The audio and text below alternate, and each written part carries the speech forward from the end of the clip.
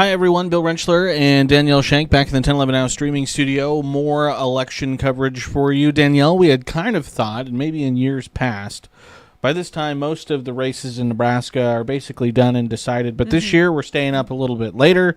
Still have races that have not been called yet, and still waiting for an 11 o'clock dump of vote totals that hopefully will maybe give us some answers to these outstanding questions and races that we have left. Yeah, it's been kind of unique in how the AP calls some of their races because, like, as you and I were mentioning, they had called the Pete Ricketts and Preston Love race as polls closed. Right as polls closed, and I was like, wait, that's got to be a miscount, right? Because it looked so close, and Preston Love was leading at that time when polls closed, but the AP called it, whereas Adrian Smith in District 3 for House of Reps always took a while.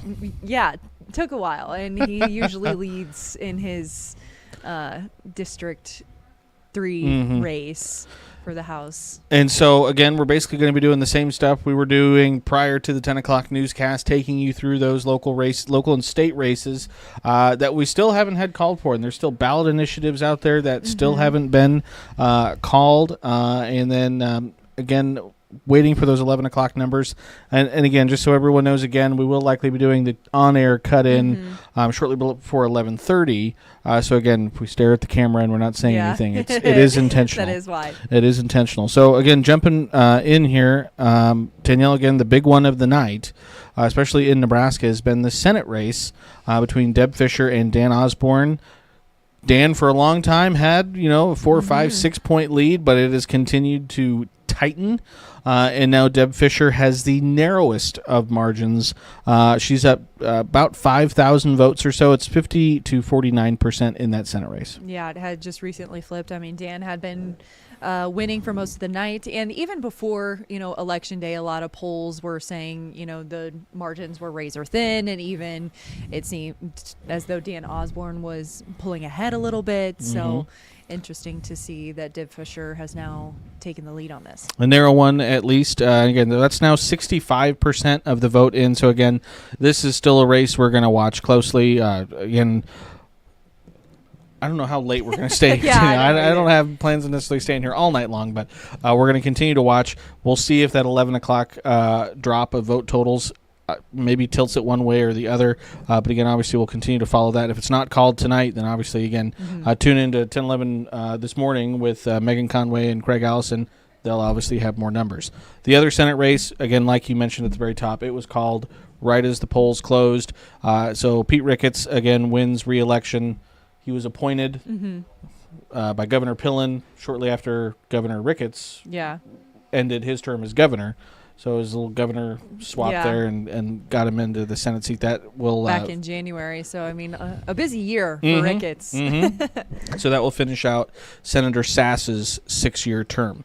District 1, this is Mike Flood and Carol Blood. This, again, all night long, Danielle, has been fairly close, but Mike Flood has been widening the gap a little bit over the course of the past hour. Yeah, and during the 10 o'clock hour, I mean, as the show was going on, we were able to actually hear from Flood, get some sound on him that we might have at some point. He was just kind of talking a little bit about his race and what hopefully tomorrow will bring after all of these races, after some of these races are called and what has been said and done. Let me see if I can really quickly pull in that sound from Mike Flood. And again, this race has not been called. No. But again, Mike Flood basically speaking. Yeah, it very hopeful with his lead right now. As if he was, again, the winner of that race. So we'll listen to Mike Flood here and what he had to say at his watch party. How are you feeling right now? I feel great. I mean, this is a wonderful night. This is a big night for Nebraska. This is a big night for our nation. We're at a crossroads. Tomorrow, I want it to be about solutions. Tonight, can you guys switch? Yeah. There you go. Now ask that question again. Okay. Yeah, tonight's a great night. Tonight's about, the voters saying, yes, we want you in Washington. Tomorrow's about solutions. So I'm ready to get to that phase. We've been identifying problems for a long time. I want to see what we can do on the border, what we can do to trim spending, find affordable housing. But at the end of the day, I'm enjoying tonight. My family, my friends are here. So many of my supporters from all over the 1st Congressional District. And I'm really excited to see how things look in Lincoln. I really worked hard in Lincoln, and I know the results are still coming in. So I'm excited to wake up tomorrow and go over all of that. Perfect. And so, day one, back at it again. What's the top priority? Well, the top priority when I get back is we have to organize our leadership for the next Congress. And everyone knows that was a challenge last year. I'm hoping that we can get there. I'm hoping there's a few seats we pick up to keep the majority right now. But in Nebraska, voters are agreeing with what we're doing. Depends on where we go. Are we the minority or we were in the majority? With President Trump in the White House, which looks like that could happen, there's going to be a lot of changes in America, and a lot of them are going to be very good. We just need to prepare for that. Perfect. And then another race that we're all kind of chomping at the bit to hear about is Deb Fischer and Dan Osborne. And I know that you guys work pretty closely together. Can you tell me a little bit about your thoughts on that? Well, I think the 3rd District of Nebraska is going to raise its hand to say Deb Fischer's our candidate. She's going to be serving another 6 years in the United States Senate, and that's a very good outcome for Nebraska. It would be a shame to walk away from the seniority that she's built.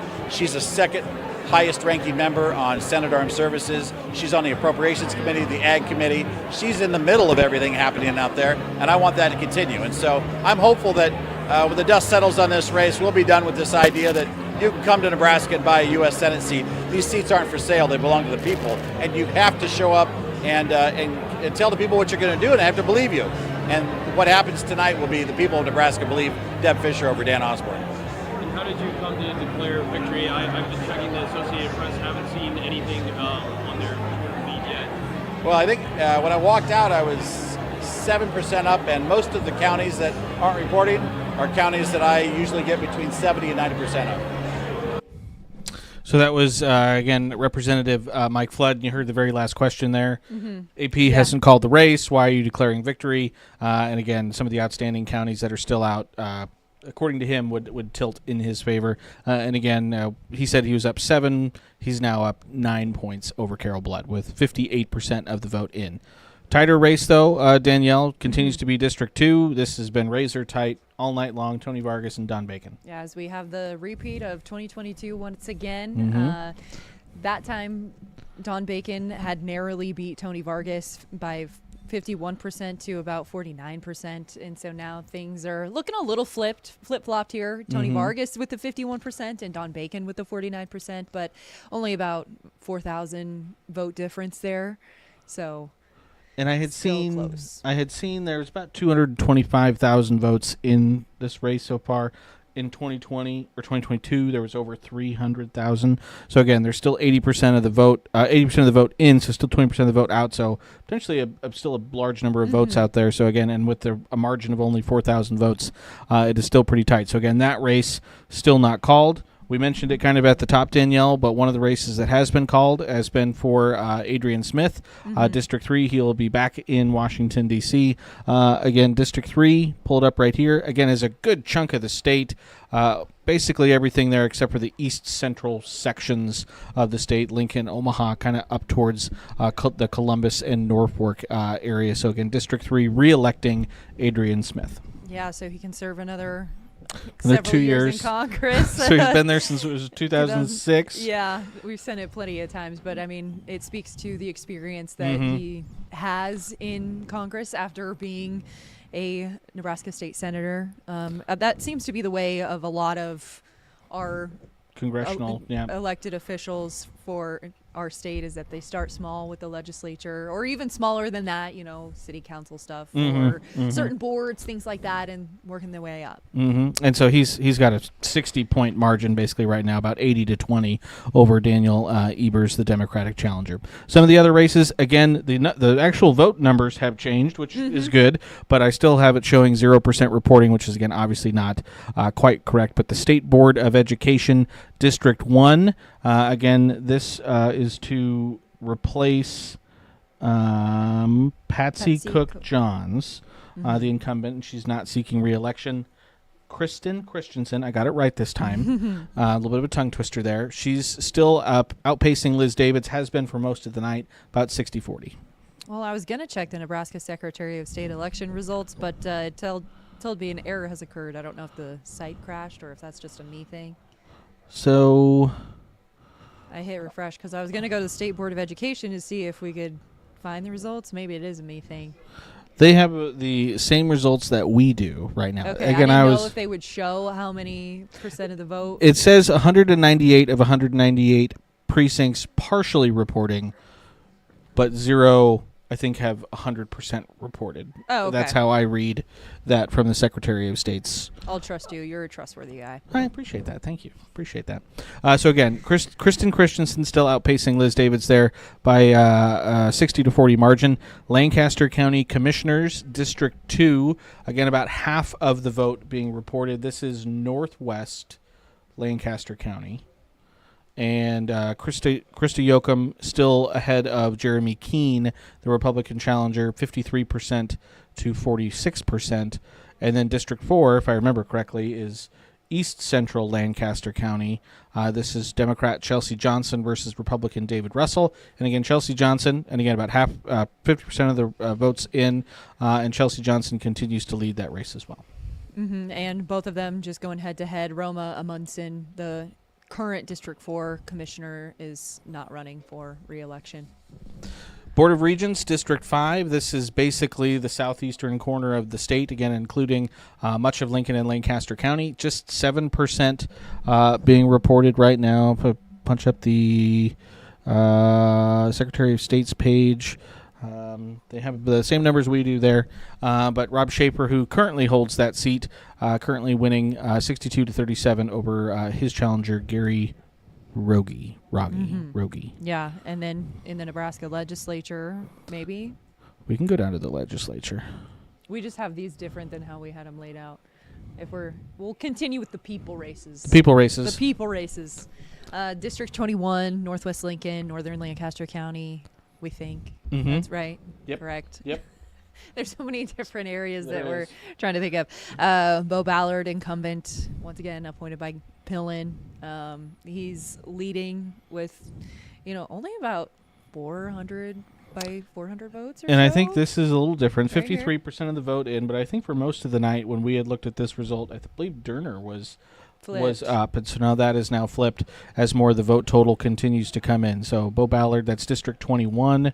District 25. Carolyn Bosin, also appointed by Governor Pillen. She's now leading Nikki Beamer Pop. This one had also flipped. Beamer Pop was winning earlier, and now that's no longer the case. About 400 vote switch as well here. And so that's southeastern Lincoln and eastern Lancaster County. 63% of the vote in on that race. District 27, and this is going to be southwest and west Lincoln, and it's Anna Wishart. Wishart, I think. Close.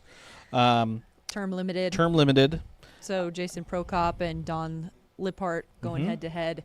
Jason Prokop ahead by almost 1,000 votes or so here with this one. So he has a bigger lead than some of these other district races. And should also again say those are 3 of probably Several around the 25 yeah. or some odd Nebraska legislature races. You can get full results for, again, your location, again, anywhere in the state. If you go to 1011now.com, go to the elections tab, you can go to the Nebraska state results in there, and you can get results for all the legislative district races. There's also District 29. Elliot Bostar running unopposed. So good night for him. Yes, he's having a good night. So getting to some of the bond issues and ballot initiatives, Danielle, Lincoln Stormwater Bond. This was basically, again, letting the city of Lincoln issue $14 million worth of bonds for storm drainage projects, flood reduction, flood mitigation, things like that. Estimated cost for property owners was about $10 annually for about 20 years or so. And again, when you spoke with Liz Elliott, went a little bit further in depth on this issue. Depends on your property valuation exactly how much cost that you would get with that. And again, about 50% of the vote in, and right now that for that bond is leading 57 to 42. Yeah, and to kind of set the record straight, I know that we had talked about the number of homes that would be impacted with this stormwater bond. I think we had initially had 280, but it's closer to 480 homes that would be impacted. And as she said, they're not forcing people out of their homes or anything like that. It's just doing some of these mitigation efforts so water's not ending up in their basement. I am always pro water not in my basement. I know my mom would feel the same way. After having water in my basement, I'm always for that initiative. Yeah. And on their website, which I think we might, we've reported on this stormwater bond several times, and we have information on our on 1011now.com, but the city website also goes into further detail about the certain areas that are going to see drainage projects or stream stabilization projects, things like that. Mm-hmm. Should we jump over to the initiatives? Sure. All right, so starting off with 434. I think I need to grab my pen here so I can write stuff down. Because 434 again bans abortion after the first trimester. This one's backed by Protect Women and Children. It would change the state constitution. 51% for this initiative and 48% are against. And that's flipped from where it was earlier this evening. So taking a note of the 290,000 for it. Let's see what Initiative 439 says. That one would expand abortion access until the point of fetal viability, which is roughly 24 weeks. 52% are for that one, and only 47% are against. But 296,000, closer to 297,000, are for this one. And Secretary of State Bob Evnen has said before that, even if there's a scenario that both of these pass or the for outweighs the against, it's whatever initiative has the most for votes. And right now that looks like Initiative 439. Quick math here. I did have to pull up the calculator for this quick math. That's a difference of 6,641 votes between the fours for 434 and 439. And so for 439, you have 62.5% of the vote that is currently in. You have 62.3% of the vote in for the 434 initiative. So again, you still have about a third of the vote left to come in for both of these. And again, these are statewide initiatives. Yep. Because this is amending the state constitution in one way or the other. For a while at the beginning of the night, the 434 was going to get voted down based on the numbers coming in, and 439 was going to be voted for, and it's getting a little bit closer to the 50-50 between the two of them. So again, I don't know if that's one that we're going to get maybe a call on tonight. Again, keep it tuned to 1011 into early tomorrow morning for maybe some results on those two initiatives. Especially with this being such a big initiative, I know that we'll be keeping our eyes on it, and we'll likely send a push alert about that too. So, we'll do some of the work for you and send you a little notification. That's right. That's right. Make sure those notifications are turned on. 435. This, again, goes to something the legislature passed in the last session, authorizing a state scholarship program for private schools. So this was LB 1402. It was proposed as a replacement for LB 753. It would directly allocate state funds for private school scholarships instead of steering them to outside scholarship organizations, essentially eliminating the middleman, because I think there was scholarship organizations and you get the tax credit for that. All of that, the workings of that is a little fuzzy. I'm obviously not an expert on all of these things. But in September, Support Our Schools gathered enough petition signatures to get this initiative on the ballot, and here it is. It also had faced a lawsuit, but the Nebraska Supreme Court unanimously decided that Nebraska would get to vote on this matter. And so about 60% of the vote in on that. So again, still waiting for a little under half of the vote to come in on that initiative. But again, right now the repeal has a pretty wide lead in that initiative. 436, 437, and 438 have all had a pretty wide margin as well tonight, Danielle. 436, this is something that basically just requires businesses to offer paid sick leave. Yep. Varies depending on the size of the business, how much. But again, I'm not surprised looking at this that the 4 is winning by about 3-1 there, 74-25, and again about 60% of the vote in for 436, and then for 437, again about 60% in, and again you're at about a 3-1. 437 would legalize medical marijuana. Yep. up to or Up to 5. decriminalize. Yeah, decriminalize the possession of medical marijuana up to 5 ounces, as long as a healthcare provider prescribed it. 438 would establish a board to kind of oversee and remove penalties for prescribing and selling medical marijuana. Getting a TVU pulled up here. Somebody's at a Potentially, we got watch someone. party. Let's see here. Potentially I either. guess as we're on this medical marijuana stuff, we did talk to Krista Eggers, who has been behind this initiative for like 3 years now, or so, more than 3 years at least. Close to a decade, as they've tried 3 times to get this on the ballot. I'm not sure if we have the sound readily available somewhere, but we did get a bit of a log. She said, obviously, this has been a long, long journey to get here. This started over 10 years ago with a group of patients, caregivers who decided we're not going to stop fighting till Nebraskans have access to actually see it happen and see people have a voice on this issue. There are no words to describe how it feels. We thank Nebraskans. 437 and 438 are about them. This day, these initiatives are for the patients in the state. This is truly effort of Nebraskans. I don't think there are words to describe what it felt like today. Pretty amazing. And then she also adds, I think it sends a very, very bold statement to the state on what the people want and that they have made their voice heard as we expect good things going from here. So again, that was just some quote from Krista Eggers about the medical marijuana ballot initiatives. All right, and so what we have on your screen right now is we're waiting for. We either think maybe it's either going to be Don Bacon or Deb Fisher coming to speak, and so we're going to continue to watch that live shot there, and we'll bring you whoever is speaking. We're not 100% sure just yet, but we have our reporters there live. I believe this is in Lincoln at the, is it the Cornhusker? We have the board lit up over there. I think, I don't know. It's confusing. We have reporters everywhere. We do have. We've got reporters in Omaha. We got reporters in Lincoln. But I believe they're at the Republican. This is up in Bellevue at the Beardmore Event Center. So this is Samantha Burnt, our reporter up there. So that's up there with the Republicans. Ricketts has talked up there. I believe also we've seen Adrian Smith talk up there as well. So we're waiting to see who we might hear from in just a second. So we'll watch and see who pops up on the stage there, and when they do, we will bring that to you live. So, Danielle, I'm going to jump back.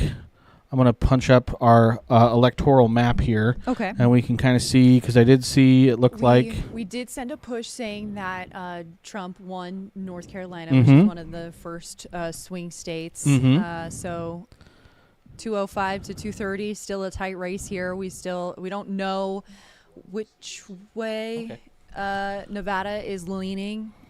They are pretty undecided. They're still gray. Arizona is a toss-up. Minnesota's leaning blue. Wisconsin, Michigan, Pennsylvania, and Georgia are all leaning towards Trump. And Nebraska's 1st and 2nd districts still have not been called either, and those are split. And it sounds like Cole Miller was just over here saying something to me that Dan Osborne is potentially going to be speaking here as well. So we are watching both Dan Osborne up in Omaha and the Republican rally up in Omaha, where there's several officials up there. We're watching both of those to see and kind of see what's happening. So again, that's a live shot at the Osborne rally right now. So he's not on stage just yet. And then this is a live shot of the Republican rally up there in Bellevue as well. So again, watching both of those. And again, if they both get on the stage at the same time, we can only bring you one at a time. And we'll do our best. Maybe if we can set up a recording on the other and then bring it up. Yeah, and I'm sure someone in the newsroom is probably already doing that. But again, we can only bring you one at a time, and so just depending on how long they speak. So hopefully they know that we're here and we want to take them live, Yeah. and that they'll just go one at a time, and that will just make our maybe life. one of them needs to like fix their hair or something, or get a quick drink of water, and the other one's just ready to run on stage. That's right. That's You know? right. So I'm gonna go Or back. maybe needs a potty break or something. Yeah. Give I'm us gonna a few minutes. Go back here to our national map while we wait to see if anyone is talking.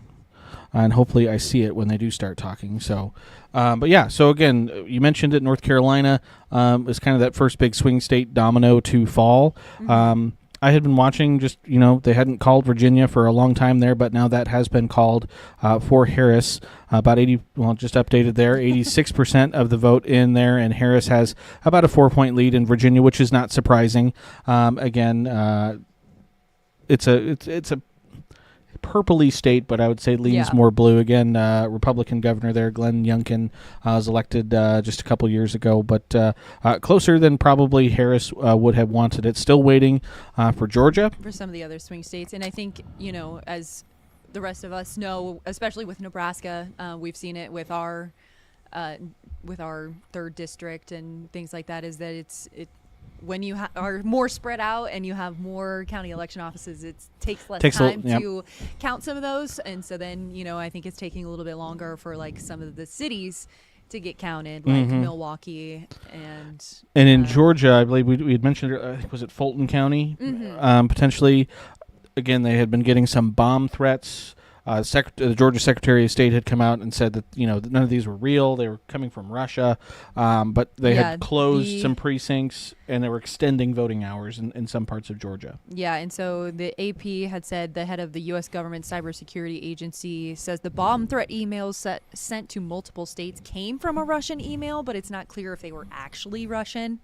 The FBI did say that the email threats sent to Georgia and other states were all judged to be non-credible from a Russian email domain. So there you go. So about 93% of the vote in Georgia. Again, by that state, still not called. Less than a 2-point margin right now. Trump up 50.8% to Harris's 48.5%. In Pennsylvania, again, another swing state. This is a state that we did not know the result of until Saturday in 2020. They're already at 83% of the vote in, so hopefully it's not Saturday when we find out the final result.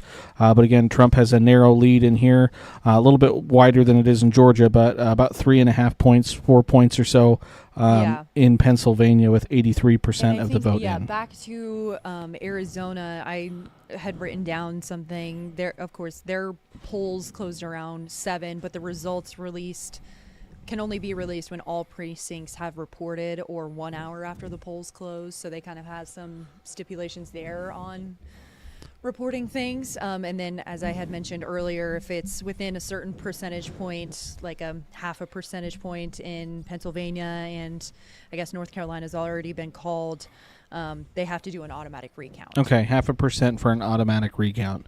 So yeah, in Arizona, you see 50% in on the nose there.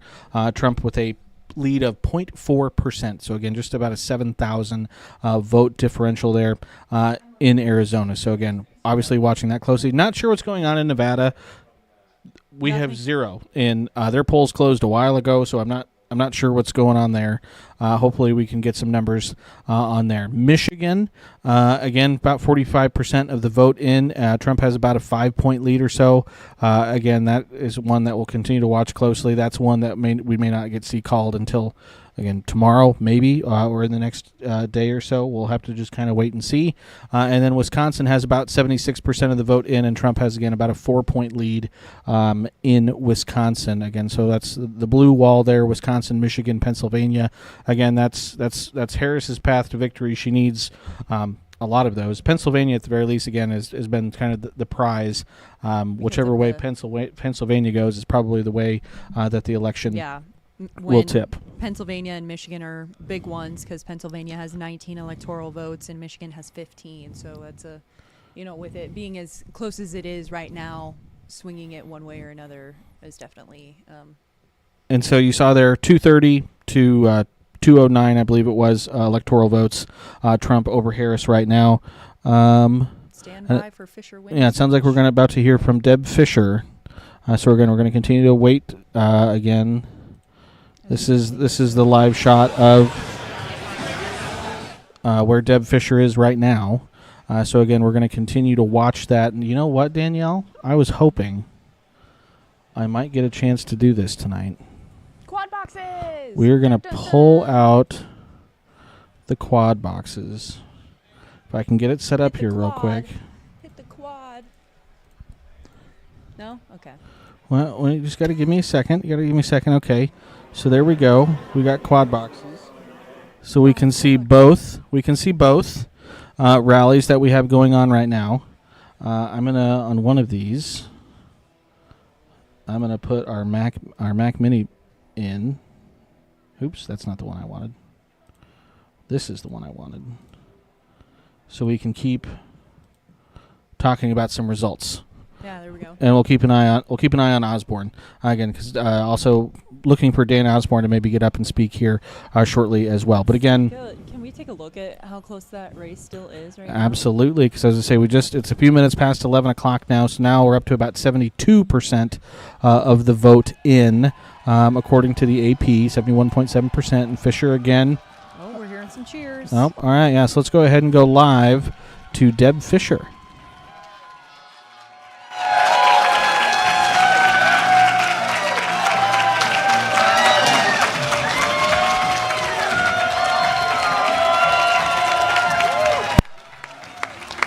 And we're about to take Deb Fisher live, but we just wanted to let you know the AP has just called this race. Deb Fisher defeats Dan Osborne. Again, still about 71.7% of the vote in, but the AP has called that race now for Deb Fisher. Let's go ahead and listen in to her victory speech. You all have a lot of energy. I love it. I see a lot of our interns down here in front tonight. A lot of you guys have been with us from the very beginning, and I just appreciate all of your hard work. Just this week, knocking over 100,000 doors now for this cycle. You know, I think it's pretty clear with the results tonight, and you know, obviously we're very happy with those results, and I think more to come. But there's only one campaign that's actually been the grassroots campaign from the very beginning, and I think it's our campaign, and it's because of all of you. Look at how much energy's in this room. Look at how full this room is. And there are a lot of people that I could thank by name, probably almost every single one of you, but truly from the bottom of our hearts, just thank you. Thank you so much for what you've done for all of us, for the Senator. You guys have helped Republicans regain and retake control of the United States Senate.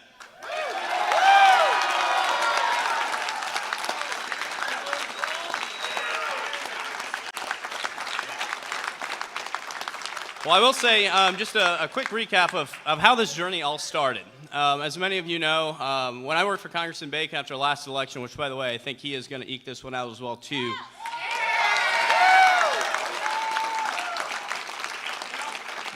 Joe and I had a conversation, and then Emily and I had a conversation, and then I talked to the Senator.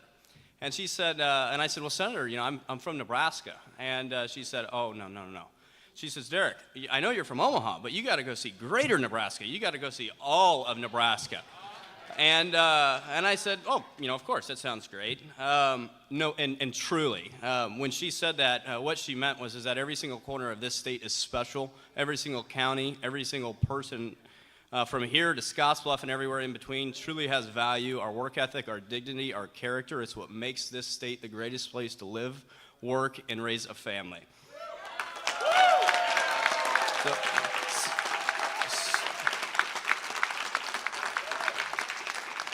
Since 2023, we began traveling county by county, and Cole came on board. Wherever Cole is, there's Cole. And yes, give it up for Cole. We went to county party after county party. We went to Farm Bureau meetings, cattlemen meetings, civic groups, and through the work of Cole and Tommy, developed from scratch an incredible grassroots organization of volunteers, interns, high school, college kids, and others. And what we embarked on was truly remarkable. From the beginning, didn't take a single thing for granted, and from the beginning built up a 93-county infrastructure that honestly, when I first got the job, the first person I called was Governor Heineman. Governor Heineman's been a mentor for many years. And I said, Governor, I know you've done this before. Senator Fisher's done it, Senator Johans, etc. What do we need to do to be successful? And obviously that grassroots effort that we embarked on 18 months ago obviously truly paid off. Now I know some in the media and some washed up consultants in DC have wanted to paint a different story at times. I think maybe it's because they wanted a race, or maybe it's because of their ideological bent, or perhaps it's because many in the left or media, which oftentimes are one and the same, detest a strong conservative woman like Senator Deb Fischer. And that's okay. We can't always, obviously, control the cards that are dealt to us, but we can control how we respond. And respond we did. I would even say when people laughed and even mocked at us for taking it so seriously for so long, we kept our head down, continued grinding. But like I said, when August came, July came, and things started to tighten up, and then National Democrats poured in, to our knowledge, close to $30 million now. This team responded with grit, determination, hard work, and all of that infrastructure that we put in place from long ago, and all of you, county by county, there's so many of you that stood up and responded and wanted to help out, and it's because of you that we emerged victorious tonight.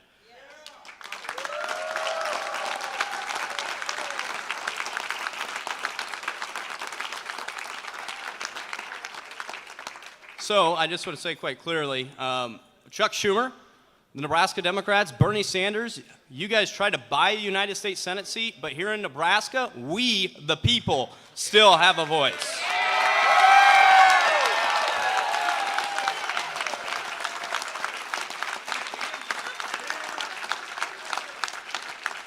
So with that, I just want to thank you, Senator Fisher.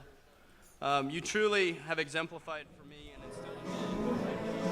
Hi, everyone. Again, continue to watch Deb Fisher about to speak here, but also just wanted to kind of let everyone know AP made another call, and that's Nebraska's second congressional district. So the blue dot lives on. The blue dot lives on in Nebraska's congressional district. They called that about a couple of minutes ago. The race has not been called, but the district for Harris has. So, again, they've called District 3, and actually it looks like Deb Fisher about to speak up here, so we'll go ahead and take Deb Fisher live once again.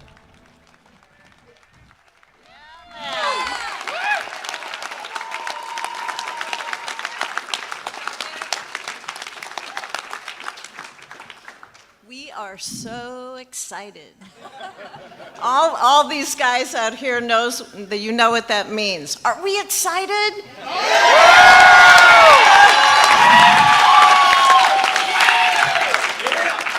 Love it, love it. Thank you, Nebraska. You know, so much about politics and campaigning comes down to the numbers.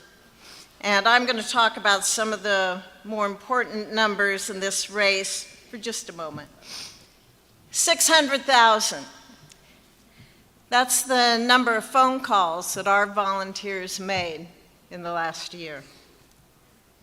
100,000. That's the number of doors that Team Fisher walked and knocked this campaign season. Well over 100,000. That's the number of miles they drove, hitting all 93 counties, not once, not twice, but most of them 3 times. And now for the biggest number, nearly $30 million. That's the amount of money that out-of-state Democrats spent trying to buy a Nebraska Senate seat. Did not happen, folks. Did not.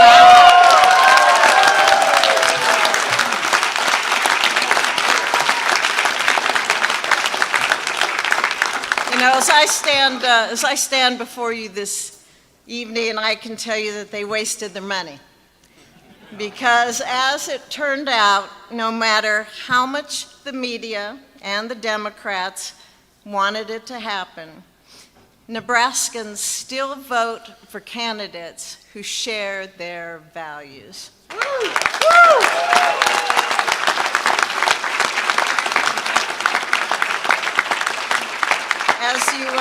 As you all know, campaigns aren't actually about numbers at all. They're about people. And I want to thank and acknowledge everybody with whom tonight would not have been possible without all of your help. To my family, to Bruce and our kids, you're always there for me, whether you like it or not. And I couldn't be more grateful for your love and support. And then there's this campaign team. I'm just saying your first names. We've got Zach and Tommy and Cole and Dean and Denise and James and Joe Hack. Joe Hack, you just got 2 names. Your hard work over these many months has made tonight a celebration for all of us. And to my chief of staff, Emily Leviner,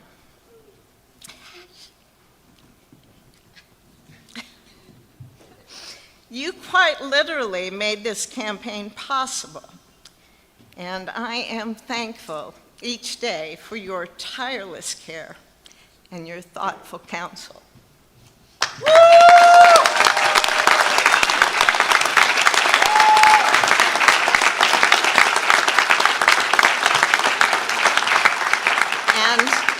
And finally, to this young man who held it all together until just recently, my campaign manager, Derek Oden. I couldn't be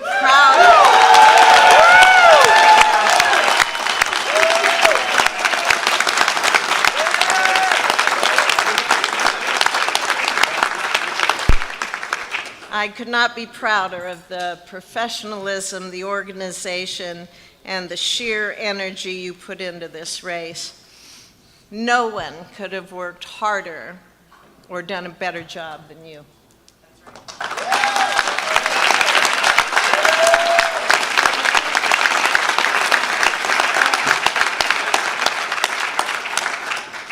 But more than anyone else, I'm grateful to the wonderful people in my home. So to my fellow Nebraskans, I am grateful for your trust, and I'm humbled by your faith in me. I will never betray that faith, and I won't ever break that trust. My first 12 years in office, we have accomplished so much together. We made America safer, and we made Nebraska an even better place to live, to raise a family, and to work. But tonight's about the future, and the task before us is great, because in my lifetime, America's future has never felt less certain. At home, high prices hurt everyone, and it hurts every family's chance to live to their full potential. And an open border that threatens our right to live in peace. Abroad, new dangers threaten the entire world that American leadership, commerce, and power built over the last 100 years. It's not the America or the world that I want for my children and grandchildren to grow up in. But we can and we will change the direction of this country.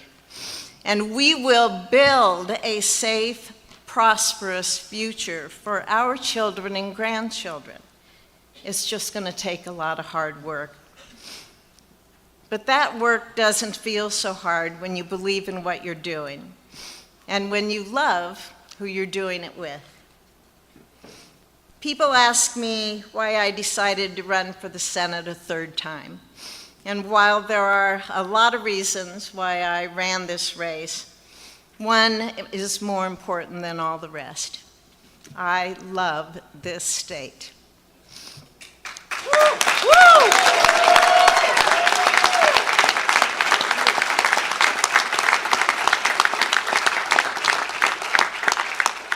I love the state of Nebraska, and I love this country. And thanks to the Nebraskans who put their faith in me this evening, I've been given a sacred responsibility to represent them as best that I can and to build a stronger, safer, and brighter future for all of us. It may be hard work, but it'll never feel that way to me because I love the people I'm working for. So thank you. Thank you, Nebraska.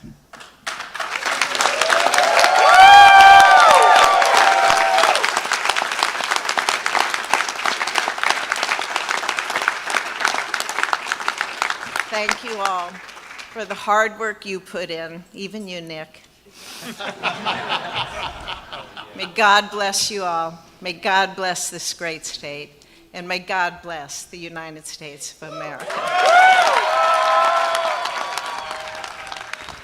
All right, so we were just watching Senator Deb Fischer give her a victory speech. Again, that race between her and independent Dan Osborne, which we watched really closely all night long.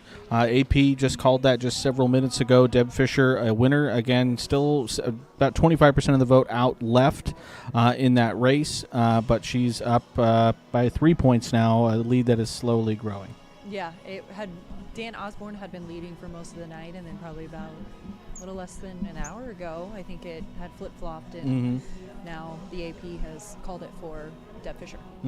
And so, again, right now, you see, again, 4 boxes on your screen there. We're watching the Osborne campaign headquarters. Again, their party up in Omaha, waiting to see if we might hear from Dan Osborne in some form of a concession speech, again, after Deb Fischer just gave her victory speech there.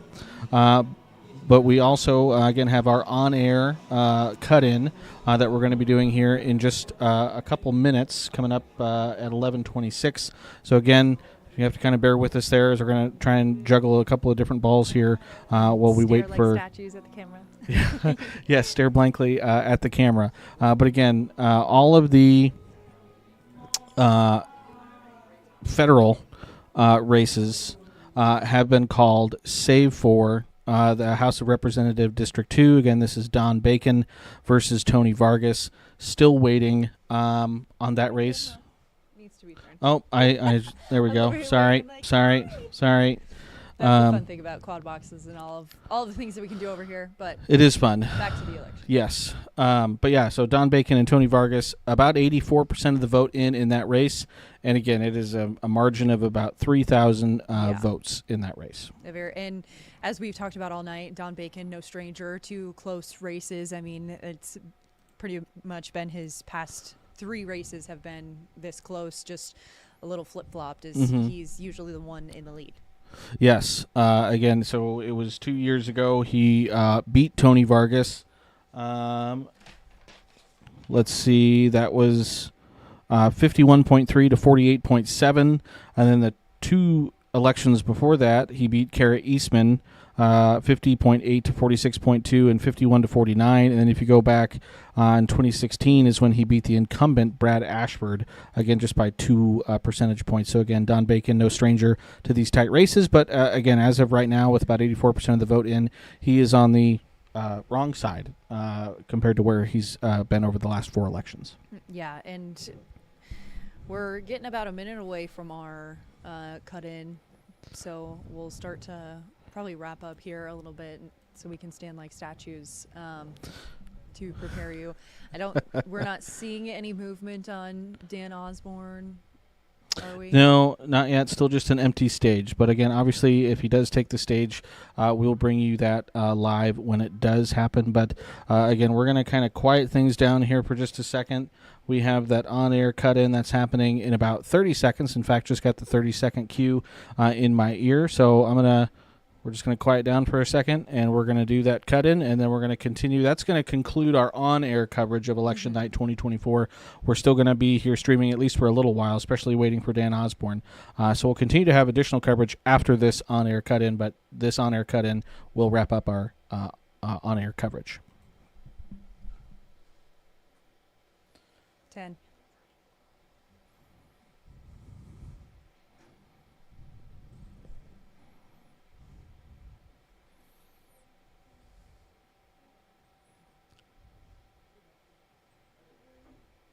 From the 1011 Now Streaming Studio, I'm Danielle Shank alongside Bill Rentschler, and we're bringing you some more live election results. Yes, live election results. This will be our last on-air cut-in. So once we're done with this, for continuing coverage, again, tune in to 1011's live streaming platforms on the website, Apple TV, Roku, Fire TV, YouTube, all the rest of it. We'll continue to have more coverage. The big headline right now, Danielle, is that all but one of really the big races has been called.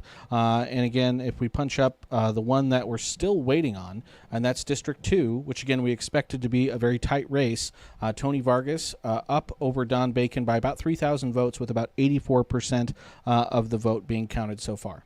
Yeah, and as we had mentioned on our live stream, is that Don Bacon's no stranger to these close races. He has won by pretty narrow percentages in his past 3 races since he was elected. And so just moments ago, you had the Senate race. Again, that was called for Deb Fischer. Deb Fischer just wrapped up talking, giving her victory speech up in Omaha. So again, just under 80% of the vote in, and again, the AP calling that for Deb Fischer. We were watching the Osborne campaign.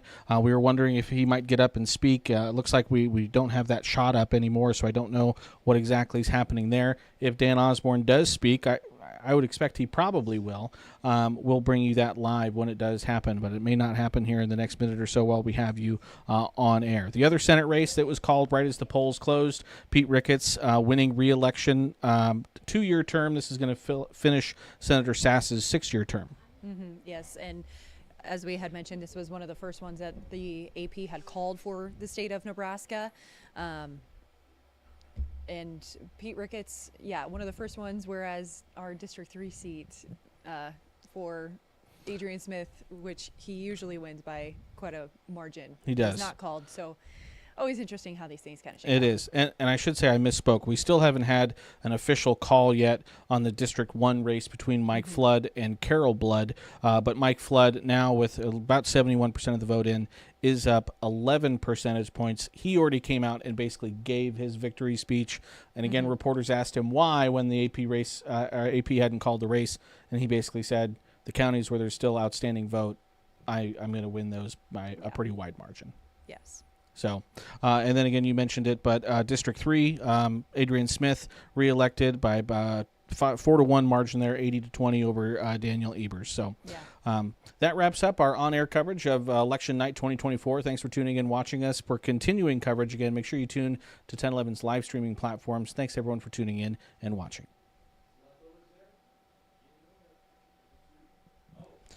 Thank you.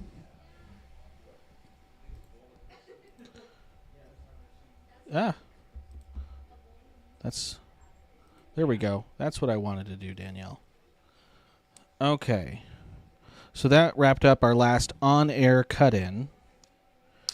And again, we had the Dan Osborne shot up, but our TBU went down. So going to try and do some checking around here to see if we might hear from him or if we might not. Is it John Grinvalds that's up there, Danielle? With Osborne? Yeah. I think it might be. Yeah, it is. I'm going to send him a quick message. And while we're kind of troubleshooting, trying to bring you Osborne here, we'll go ahead and punch up some local news live coverage, and again, continue to bring you some national coverage, so you just have to look at us trying to figure stuff out.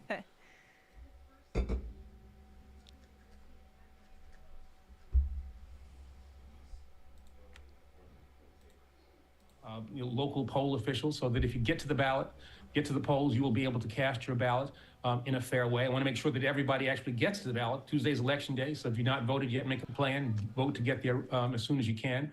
Go to iwillvote.com to look up your polling location. It's ours. But remember to cast a ballot. In terms of outside influences, I worry about Iran, I worry about China, I worry about Russia, and disinformation that they might be sharing with the people of the United States to try to have an influence on the outcome of our election. Yeah, we've seen some examples of it already just in recent days. Let's talk about the legal challenges to the election as well. There's already been over 100 laws. Okay, not 100% sure. What was going on? What's with going Local on News there? Live. That's I mean, old maybe Local they News were just Live. referencing an old interview that they had, and the super just had to be what it was with them recording that. But we tried to dip in to some national coverage there, but now we're working to hopefully get something related to Dan Osborne. We're trying to get in contact with our reporter that's out there. We think that's John Grinvald's, to see if we can get a little update there. Let's check the chat.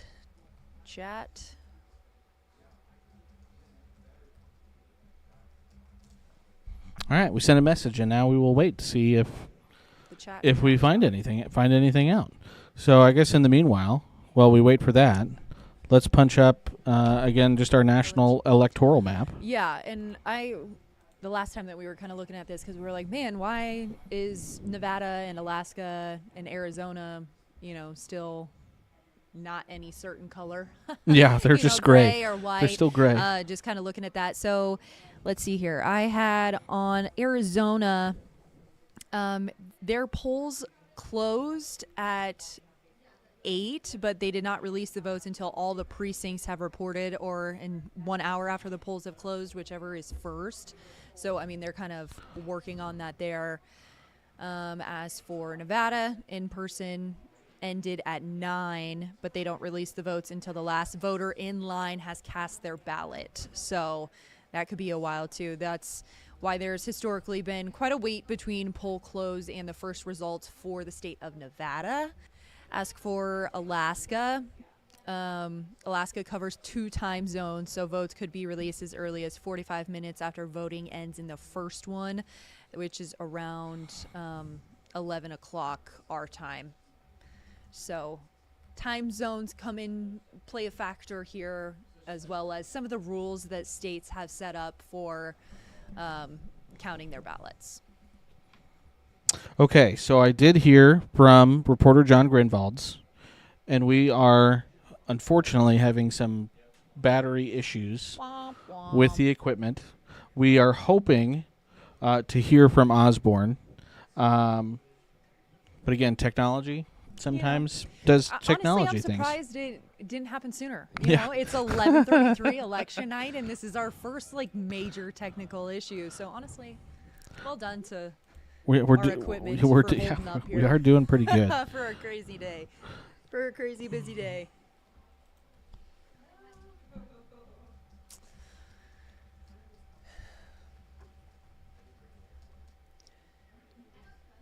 So do we want to talk more about presidential election, or maybe go to the ballot? I'll say let's go to the ballot initiatives, see if any of those 11 o'clock numbers have pushed it one way or the other. I did send John Grinvalds a link that we could be able to potentially pull in his phone. It may not be the greatest quality, but again, it would be better than not having anything at all. So we'll kind of have to see where that goes. So again, bear with the technology issues there. I got to get my pen back out because we're going to be talking 434 and 439 again. So 434, the last time I wrote something down, Danielle. Yeah.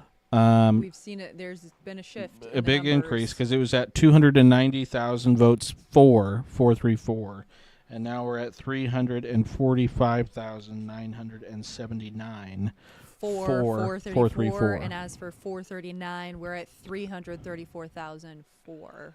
334,000. 439. So 434 has surpassed 439 in total number. So that's a jump of about 55,000 votes for 434, as opposed to a jump of only about 38,000 for 439. So again, 73% of the vote in on 439, and I'm assuming it's a pretty similar number for 434, 72.6%. So again, early in the night, Danielle, again, it was flipped, and 434 was going down, and 439 was going up, and now we've seen that flip. And again, we've said if both of them are voted for, that the one that has basically the more for votes is the one that goes. So now 434 though is being passed. 439 also would be passed, but I think with these margins, 434 would be the winner with this. Yeah, that's the case. And I think this is these two dueling abortion initiatives, first time that a state in the nation is voting on something like this since Roe versus Wade was overturned in 2020. Okay, we are working on getting Dan Osborne's feed on that, but back to the ballot initiatives, the dueling abortion initiatives are the closest ones that we have. As for the rest of the 435 initiatives and referendums, 435, the vote to repeal winning over the vote to retain, which would take away the $10 million in state funding for private school scholarships. Yep. And then again, that was legislation that was passed. Again, the whole deal with Senator Lou Ann Lanahan, I remember streaming some of those press conferences with Lou Ann Lanahan, but it does look like that. Again, 71% of the vote in repeal, up 16 points there in that initiative. 436, this requires paid sick leave. I'm honestly surprised, again, with the margin that maybe they haven't called it yet. I mean, it's about 300,000 votes spread there between the for and against. About, again, 71% of the vote in that case, in that initiative. And then when it comes to the medical marijuana initiatives, 437 and 438, the 4 votes are winning for both of them. 71 to 28 for 437 and 67 to 32 for 438. Yeah, so, kind of interesting that there is, is that much of a difference that, on 437, which legalizes medical marijuana, has 71% to 29%, whereas just creating a board to regulate it all has only 68%. Again, it could be one of those things, and I'm only speculating here that folks say, let me have medical marijuana and keep the state government out of it. Would be my guess. So like Danielle said, we're hoping to take Dan Osborne here, actually from our sister station, WOWT. So hopefully, again, we can get some of those technology kinks worked out. Again, still waiting for that shot to potentially come up, but that's what we are kind of standing by and waiting for potentially right now. As again, a lot of the, actual races, not necessarily the initiatives, have basically kind of been wrapped up. Again, Fisher declared the winner. AP called that race maybe a half hour ago now. Over Osborne, 52 to 48 now, with just over 80% of the vote in. Again, Ricketts over Preston Love, 60 to 1,000 votes. Yep, 60 to 40. Okay.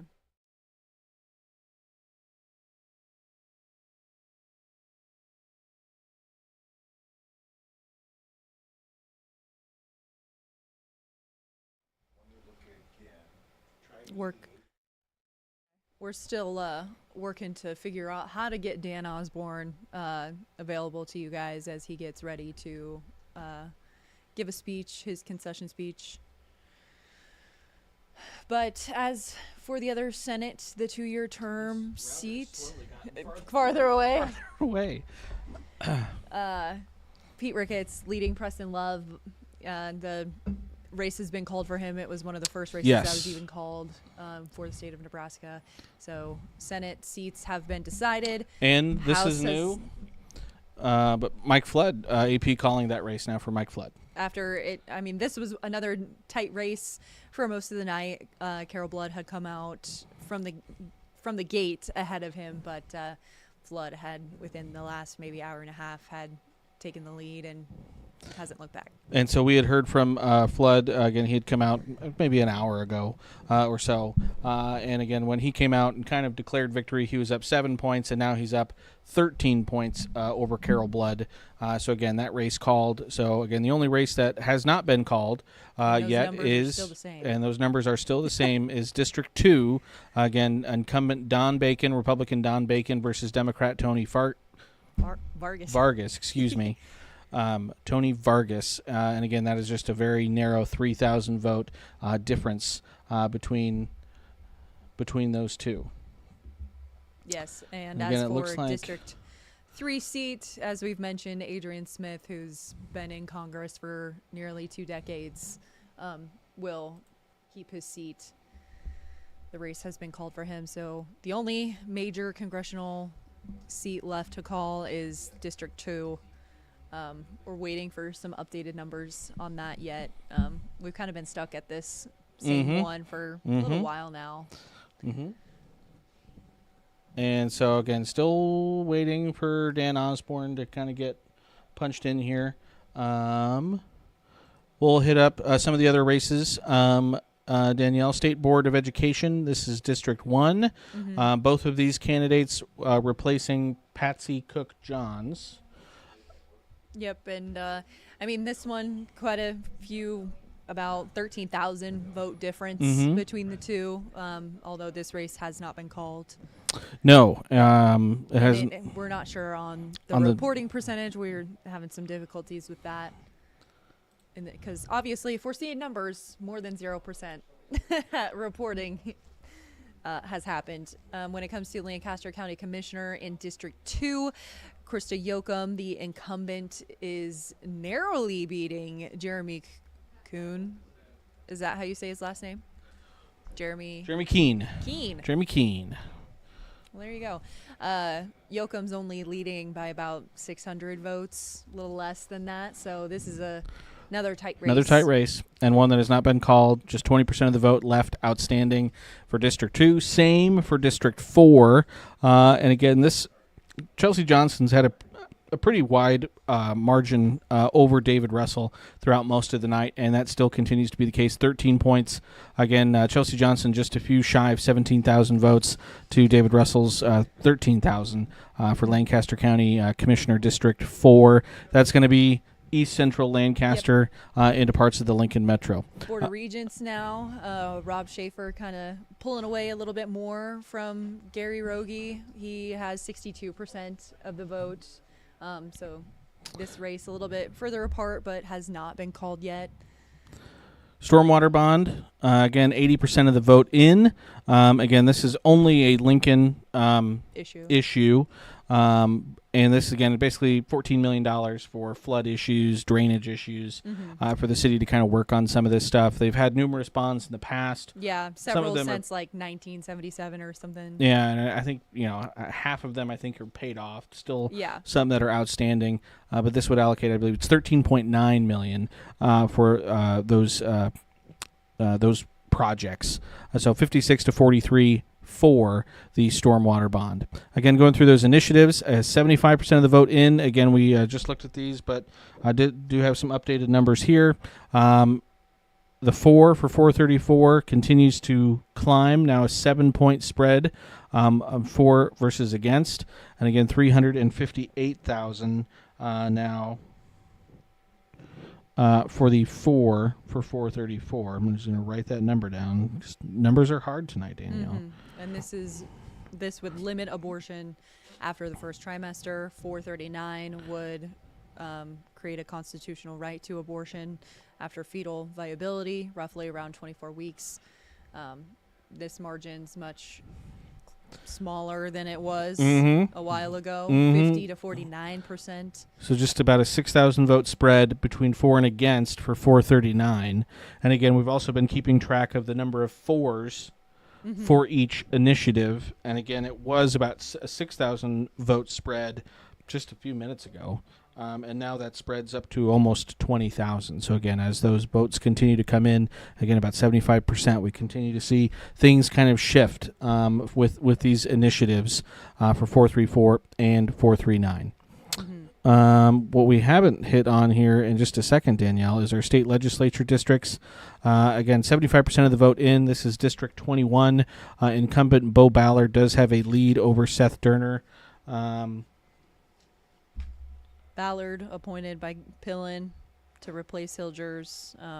He's looking to keep his District 21 seat, and things are looking pretty decent for him right now. He's ahead by over 1,000 votes over Seth Durner. District 25, again, this is a similar scenario where you had Governor Pillen appoint Carolyn Bozen after Suzanne Geist had stepped down. Nikki Beamer-Pop has been putting up a good fight, but again, that margin has begun to grow just a little bit here over the last hour with this latest vote drop. About 85% of the vote in, and about a 5-point spread, which is, again, only 1,200 votes between Bozen and Beamer-Pop there. So, again, still a tight race, but, again, just not much vote left out there remaining, but sure still enough that Beamer-Pop could make a little bit of a run there depending on how things go. And then in District 27, not as close of a race. Jason Prokop ahead by about 1,000 votes over Don Liphart. And that's about it for our legislative seats here in the area. I mean, we mentioned before District 29, Elliot Bostar running unopposed, so he wins that seat. He does. And so we're still efforting.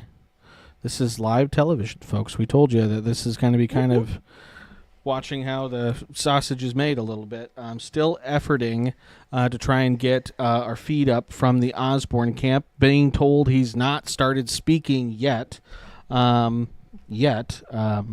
But we're trying to get that routed from our sister station up in Omaha. So hopefully we'll have that feed for you up here soon. Again, I know he's got a lot of support. There were a lot of Osborne signs here in Lincoln and across the area.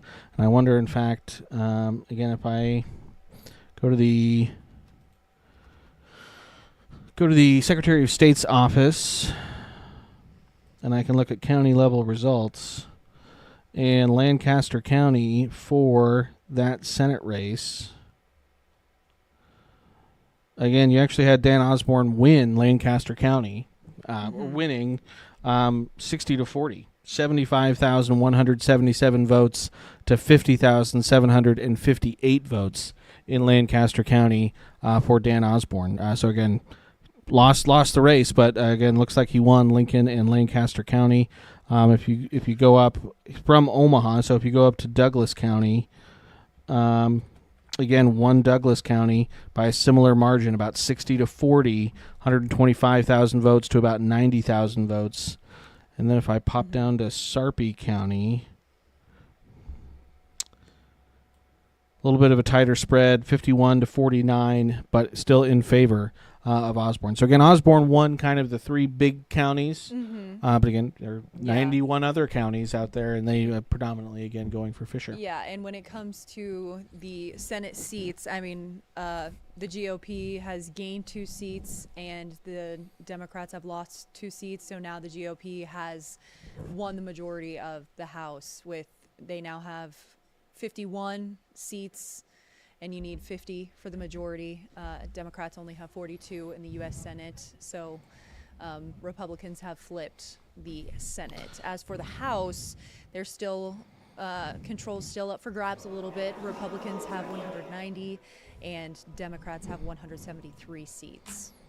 And as you can now see on your screen, we do finally have our feed from the Osborne camp. So now we just are still waiting. Obviously, we're thankful that Dan Osborne took his time while we were working through some of our issues there. Because, again, I know a lot of folks, his supporters, want to hear him speak after this race. Again, they put a heck of a campaign by him and his team there. Again, for an independent to get written onto the ballot, and then to push a 2-time incumbent senator who won by 20 points the last 2 times that she ran, to just a few point margin is pretty impressive by the Osborne camp. So waiting, going to continue to just wait here and watch the Osborne camp. While we do that, Danielle, I think what we can do You just bear with me. Oh, yeah. We can go back to our quad boxes. Love that for us. Yes, very much so. Turn the volume down a little bit there so we don't talk over each other. And I pulled up our national map again. Still waiting. You kind of went into some of the nitty-gritty as to why we don't necessarily have some numbers yet from Nevada or Alaska. So still efforting those. But again, at this point, again, the four big swing states that are still out there, Wisconsin, Michigan, Pennsylvania, and Georgia. You can see they're in that light red color. And again, our map here updates based on the vote total. So that means that all four of those states right now are leaning towards Trump. So again, if you go through the list here, and actually it looks like Dan Osborne is going to be speaking here. So let's go ahead and pull up Dan Osborne, and we'll watch him live.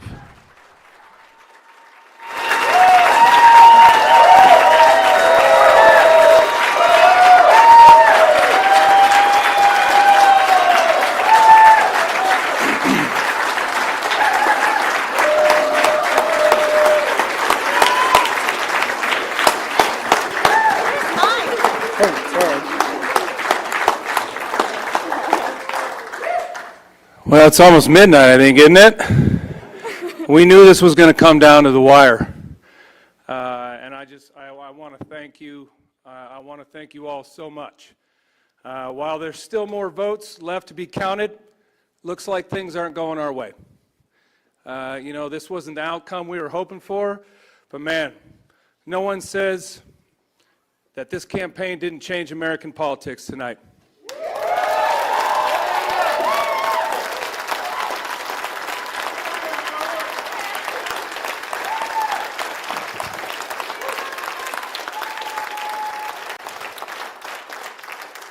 I need to thank my family, Georgia, Megan, Eve, Liam. This has been a long, tough road, and I think it hadn't been harder on anybody but these four people here, for sure. And then my brother Dave, my sister, and Jody, everybody who's been behind me from the very beginning. I need to thank Dan Moroff, my senior strategist. Where's he at? I'll tell you what, folks, I've never seen anybody work harder in my life than that guy right there.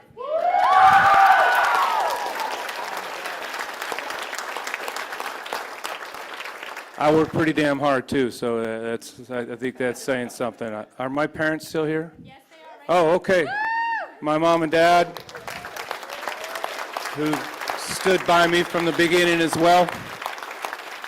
I need to thank Evan Schmeitz, my campaign manager, for putting in the hours.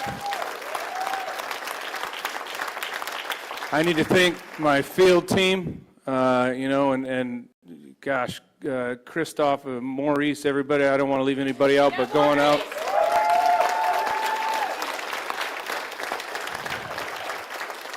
And I need to thank the volunteers, hundreds of them that put in the hours, knocking doors, making phone calls, making this race as close as it was.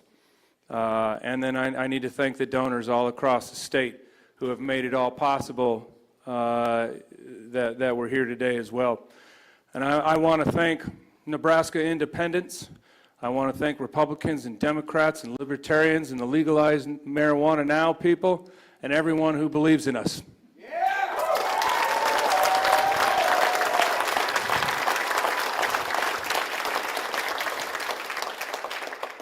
What's clear tonight is that across Nebraska and across the country, people are angry, people are hurting, and people are being failed by the status quo. I'll tell you what, we sure challenged the status quo, didn't we?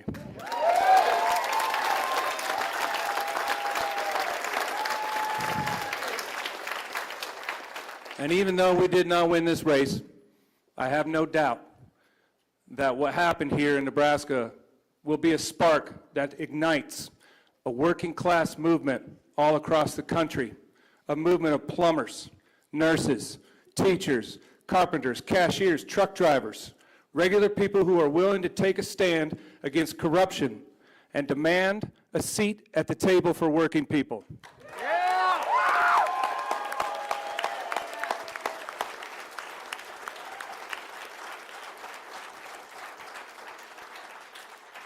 A movement to finally build a government of the people, by the people, and for the people, just the way the founders of this Constitution intended it to be.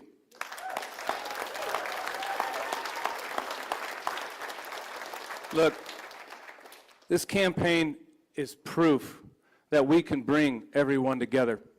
When I drove around Nebraska, I would see houses with Trump signs and Osborne signs. I would see houses with Trump signs and Harris signs.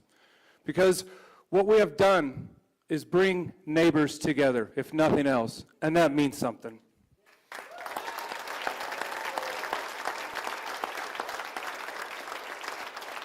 Because at the end of the day, people aren't worried about political labels. They just want someone who will stand up and fight for them in Washington. That is what this movement is about. Thank you guys very much, and thanks for being here. I know it's late, and we knew it was going to be close. And holy crap, what a ride.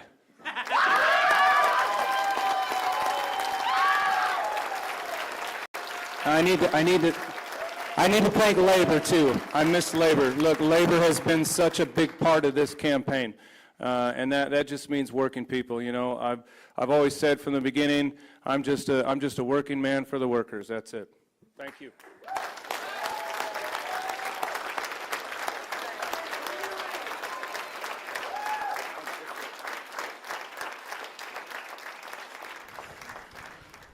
All right, so that was Independent Dan Osborne. Again, his concession speech.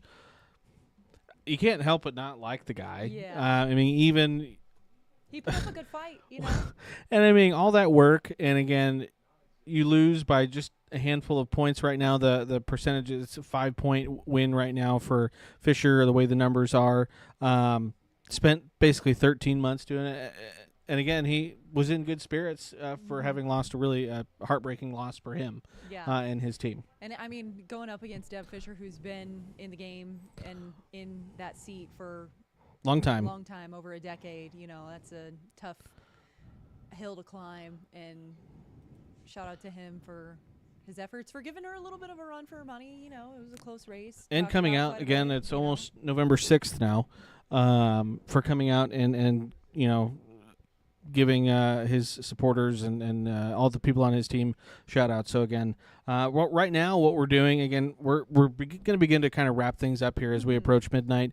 The one last thing we did want to do is we did get a one-on-one with Senator Deb Fischer that we want to bring to you. Again, our reporter, Sam Burnt, I believe, up in Bellevue, got that interview with her. And so we're going to play it out. Again, it's recorded, but we're going to play it out as live. But we're just, again, waiting on our reporter to finish up some stuff where she's at right now. So we'll bring that to you. So, again, we'll go ahead and while we wait for that to be ready here, Danielle, we'll jump back over again to our election results. Again, both Senate races now called. Fischer for the 6-year term, 85% of the vote in. Same for Ricketts in his race. He wins over Preston Love. 2-year term. District 1, Flood, has been named the winner. Mm-hmm. District 2, a little bit closer. That one still hasn't been called. Votes, I think those numbers have finally changed. They have 89% of the vote now in this District 2 race. And again, it's been about a 3,000 vote margin. Right now, it's about a 3,700 vote margin. But again, it's been very narrow. Again, all of Don Bacon's races over the last 3 or 4 elections, it's only been a handful of points. And again, that is no different this year. He's been on the winning side the last several years. But tonight, Tony Vargas trying to change that. Yeah, and then in District 3, completely different scenario. Yes. Whereas the incumbent, once again, winning by a landslide. 61 points, 72% of the vote in. So again, that margin still has some room to grow even more potentially over Daniel Ebers. State Board of Education in both Lancaster County commissioner districts have not been called, and I don't think any of our smaller races have officially been called that we know of so far. Yeah, so that State Board of Education, Kristen Christensen still up, has a 17-point margin over Liz Davids. Christy Yoakum in the Lancaster County Commissioner District 2 race has a 3-point lead over Republican Jeremy Keene. And then District 4, again, Chelsea Johnson still has a pretty healthy margin over David Russell. Board of Regents, Rob Shaper continues to distance himself from Gary Raggi. That's about a 25-point differential there in that. 80% now in reporting for the Lincoln Stormwater Bond, 56 to 43 in favor of that stormwater bond. I wonder if we have any new votes here on our ballot initiatives, and it does look like we do. So again, 53% for at 371,804, and then 439 we have 50%, but 351,119 for. So again, if those numbers were to hold, and yeah, I'm this pretty is sure if those numbers were to hold, 434 would then pass. And again, with the difference, and again, I was talking with one of our assignment editors, and he was saying, they subtract the amount of against in some of it, so there might be some other math to it. I'm pretty sure it's just the number of fours, but there might be some other math to it mixed in there as well. So, but either way, it looks like the 434 again has more fours than the 439. So again, those are two that we've obviously been watching very, very closely. 435, this is private school scholarship program. Yep. The repeal has been leading for most of the night. Over retain, still that way right now. Hey, there we go. Paid sick leave has been called. This is one that has had this difference of a margin for a while of the night as well, and that's similar to what both medical marijuana initiatives kind of look like. And so there you go. Those have been called. This will be interesting moving forward as the lawsuit and trial continues to play out. The judge has to make a decision. We'll see what happens there. I'll say, so just because the AP has called this ballot initiative, and just because Nebraskans voted for it and want it, that doesn't mean the courts can't. Yeah, we're not quite done with all of that. So again, there will likely be updates to this over the course of the next several days. So then also again, 438 called by the AP for, again, this would just basically regulate the medical marijuana. Create a board. Is that what? Yep, creating a regulatory board just to kind of oversee the sale and regulation of medical marijuana. And then our state legislatures still don't have this race called just yet. I just want to do there's a couple races, couple state legislature districts that have been called, and again, I'm getting hold on one moment, we're going to see if we can get that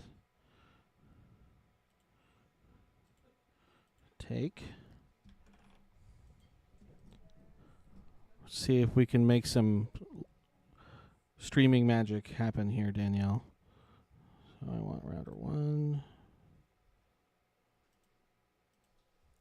Looking at our website, I was trying to see if we could go over a few of the legislative districts that we have.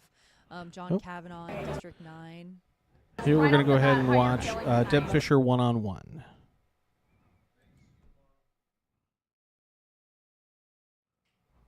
Well, we're hopefully going to watch the Deb Fischer one-on-one. I feel great. I'm very grateful to the people of the state of Nebraska for putting their faith in me to go back to the United States Senate and fight for them. I'm very grateful for the support I have from all our volunteers, from my campaign staff, from Team Fischer, from my family. It's just, it's a good feeling. We felt confident in this election all along. We had a great grassroots build up, and our plan just kept working and carried it out.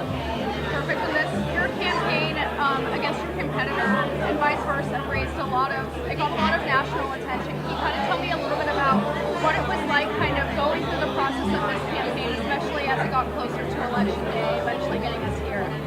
Yeah, I think, to be blunt about it, I think the media wanted a story. They wanted to see a race in Nebraska. That was a lot of it. And then when you have all that outside money that came in, about $30 million for my competitor in attack ads, Nebraskans didn't buy it. Nebraskans know who I am. I'm in the state all the time, and no matter what the national media or our local media wrote about, Nebraskans know who I am. And so you're going into your third 6-year term. What will be different compared to your last couple terms? I'm just going to keep working on issues that are important to the people of Nebraska and that are vital for the security of our country.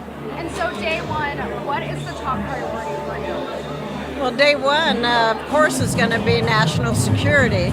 After that, we have a number of things we want to do. I've got a paid family leave law in place now. I want to be able to tweak that so that families have more flexibility. That'll be something. Continue to work to get a farm bill done, which we're working on that, and we will get that done. So there's just a lot of things, a lot of individual things that Nebraskans have brought to me that they want to get done as well. Yes, expanding and wanting to make the paid family leave more permanent, is that correct? It would make leave more permanent, and then there's some tweaks in it as well that helps small businesses and families to be able to afford it. Perfect. And then is there anything that you want to say to your supporters after the results tonight? Thank you, Nebraska. You know, this was it's a good, strong win. We'll see that in the morning as the rest of the votes come in, the numbers come in. Just feel really good about the support we had all across the state, and I think that shows 20 years of serving the people of Nebraska in the Nebraska legislature and in the Senate. You build friendships, you build good relationships. And I just thank Nebraskans for continuing to have faith in me and to do the work for them so they have better lives. Perfect. And then my last question, 6 years from now when this term is over, what do you want to walk away having accomplished? I have a whole list of things. We've accomplished a lot already. We've accomplished a lot already in the Nebraska unicameral and in the United States Senate. And I just want to keep on working hard for Nebraskans. Thank you so much. One more at her. Looks like potentially you may end up with the House, the Senate, and the presidency in the conservative Republican favor. That would be fabulous. Talk a little bit about how that's going to help you accomplish your goals in the Senate. I think it's it's just extremely important to be able to, first of all, have good, solid policy for legislation, and then just work to get it done. And the Senate, we haven't seen that happen under a Democrat majority. We don't even get it to our appropriations bills up on the floor to get them voted on. Senator Schumer will not be leader, and he will not be putting those roadblocks up anymore. We're going to have a Republican leader in the Senate. We're going to have regular order. We're going to take votes on the floor, and we're going to get stuff done. Thank you. All right, so that was, again, Senator Deb Fischer. She won her re-election bid against independent Dan Osborne. We're going to get ready to kind of wrap things up here, Danielle. We would like to go home and go to bed. Yeah, at some point. Two quick things before we just let everyone go. Again, we did just have another about percent come in for the District 2 race. This is tightened up a little bit. Yep. This is the only one of the, again, House or Senate races that hasn't been called yet. Again, it's 2,000 votes between Tony Vargas and Don Bacon, so I don't think we're going to find out the results of this one tonight. So, again, make sure you keep it tuned to 1011, again, on our digital channels, and, again, in about 5 hours when the morning show starts. Yeah. So keep tuned to that for the latest on that race. And really quickly, we'll just go to the national electoral map. The one thing that did happen, AP looks like it did call Georgia for President Trump there, our former President Trump. So again, he's at 247, Harris is 210 at this point. Still have, again, those Rust Belt states outstanding. Again, whether or not we hear tonight, I don't know, Danielle, but looking at the map, would probably have to say things probably favor President Trump, former President Trump, at this point over Harris. But again, still a lot could happen overnight tonight. Yeah, and if the races are super close in areas, automatic recounts are going to happen, things like that. So still going to be a little while until we know. Several of these states. Yep. So that will wrap up our coverage. Again, appreciate everyone for tuning in on our live stream platforms. It's been a long night. We went a long way. We did. We've been on the air for about 5 hours. 5 hours. Or so. Yeah. So appreciate everyone for tuning in, watching. Again, like I've already said, keep it tuned to 1011 on air and online for all the latest when it comes to election 2024. Hope everyone, if you're still watching with us, has a nice night, gets a good night of sleep, and we'll see you again tomorrow.